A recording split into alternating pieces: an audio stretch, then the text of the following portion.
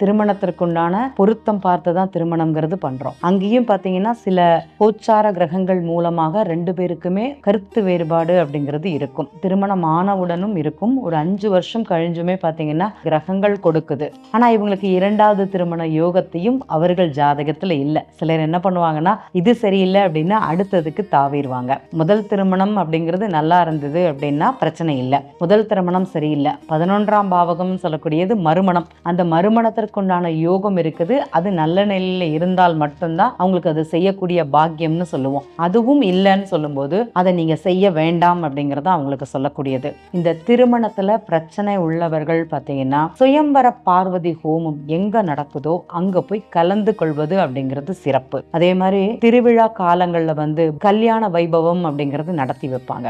எங்கெல்லாம் அது நடக்குதோ தயவு செய்து போயிட்டு வாங்க. சூரசம்ஹாரம் நடந்து வள்ளி கல்யாணம் அப்படிங்கிறது நடக்கும். அன்னைக்கு எத்தனை பேர் இந்த கணவன் மனைவிக்குள்ள பிரச்சனை உள்ளவங்க, பிரிஞ்சவங்க எத்தனை பேர் அந்த திருமண வைபவத்துல கலந்துக்கிறாங்க. பகவானுடைய சாநித்தியத்துல நம்ம போய் கலந்து கொள்வது அப்படிங்கிறது நமக்கு ஒரு மாற்றத்தை கொடுக்கும். அது கண்டிப்பா நம்ம கலந்துக்கணும்னு சொல்லுவோம். சில ஊர்கள்ல பாத்தீங்கன்னா ஸ்ரீனிவாச பெருமாள் கல்யாணம் நடத்துவாங்க, சீதா கல்யாணம் அப்படிங்கிறது நடத்துவாங்க. இந்த மார்கழி மாசத்துல பாத்தீங்கன்னா நிறைய திருக்கல்யாண வைபவம் அப்படிங்கிறது நடந்திருக்கும் கோவில்கள்ல. அதெல்லாம் நம்ம பார்த்திருப்போம். இப்போ அடுத்து வரக்கூடியது மீனாட்சி சக்கரேஸ்வரர் திருமணம் மதுரையில வெகு விமர்சையாக அப்படிங்கிறது கொண்டாடப்படும் இந்த சித்திரை மாசத்துல.